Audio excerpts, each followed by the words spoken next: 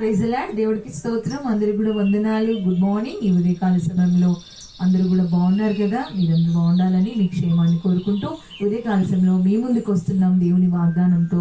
ఈ రోజు ఉంటున్న మాట చూసినట్లయితే యెషయా గ్రంథము 58వ అధ్యాయము 11లో ఉంటున్న మాట, నీవు నీరు కట్టిన తోట వలెను నిత్యము ఉబుకుచుండు నీటి ఊట వలెను నీవు ఉండేదువు.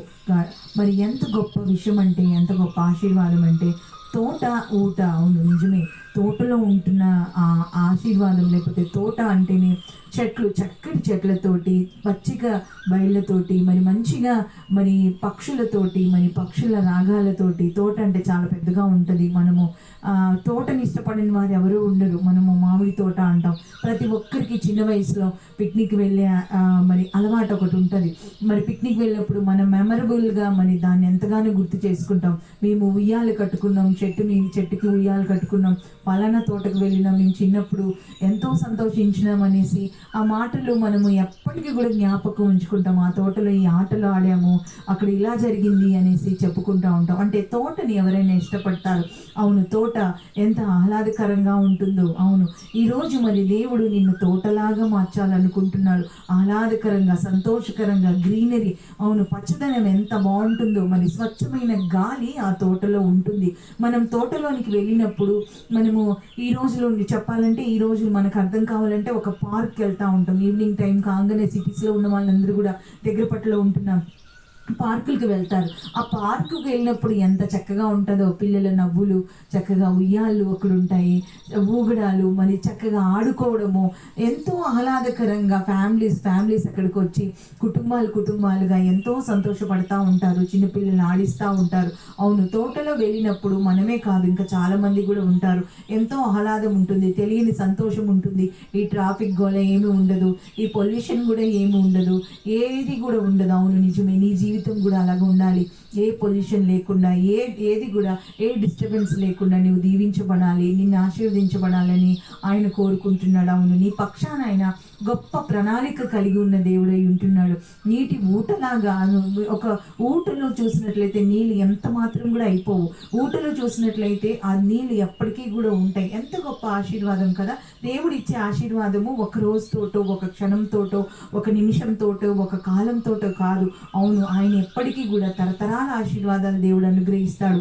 అవును, ఒక తోట చూసినట్లయితే నీ చిన్నప్పుడు, మీ తాతలు, మీ తండ్రులు చిన్నప్పుడు ఉంటున్న తోట ఈ రోజు వరకు ఉంటుంది. ఒక చెట్టుకి ఒక ఆయుష్ ఉంటుంది. నిజమే. ఎందుకు దేవుడు చెట్టుతోటి పోలుస్తున్నాడు, ఒక తోటతోటి పోలుస్తున్నాడు?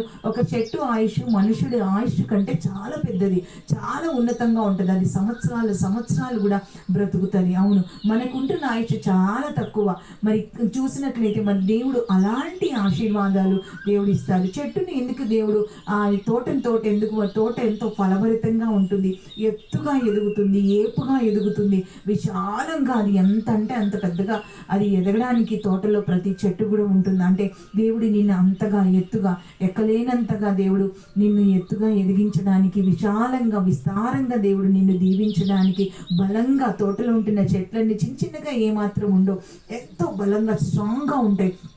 మరి అలాంటి స్ట్రాంగ్నెస్ని దేవుడు నీకు అనుగ్రహించేలాగున, ఆత్మీయంగా అలాగ ఉండాలి, ఆశీర్వాదకరంగా అలా ఉండాలి, ప్రార్థనలో నీవు అలాగ ఉండాలని దేవుడు కోరుకుంటున్నాడు. కనుక అట్టి కృప దేవుడు అనుగ్రహించి ఆశీర్వదించేలాగున చిన్న మాటతో, ప్రార్థనతో మనమందరూ కూడా ముగించుకుందాము. చిన్న ప్రార్థన చేసుకుందాం. యేసయ్యా, నీకు వందనాలు, స్తోత్రాలు ప్రభా.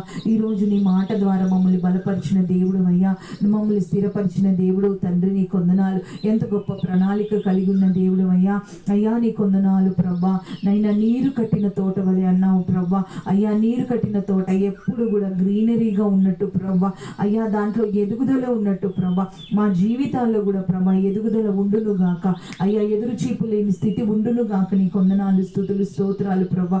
అటు కృపను దయచేయమని, మమ్మల్ని ఆశీర్వదించమని, మమ్మల్ని మా కుటుంబాలే దీవించమని ప్రభా. మా కుటుంబాలకి నైనా అటు కృపను, అటు ఆశీర్వాదాలు దయచేయమని, దినమంతా ఈ దినచర్యంతా పనులను నీ చేతులకు అప్పచెప్తూ ప్రభా నిన్నే మహిమపరుస్తూ నజరేయుడు సర్వశక్తిమంతుడిని యేసయ్య నామములో అడిగి వేడుకుంటున్నాం తండ్రి. ఆమేన్, ఆమేన్, ఆమేన్. అందరూ కూడా వందనాలు. లైక్ చేయండి, షేర్ చేయండి, సబ్స్క్రైబ్ చేయండి. God bless you.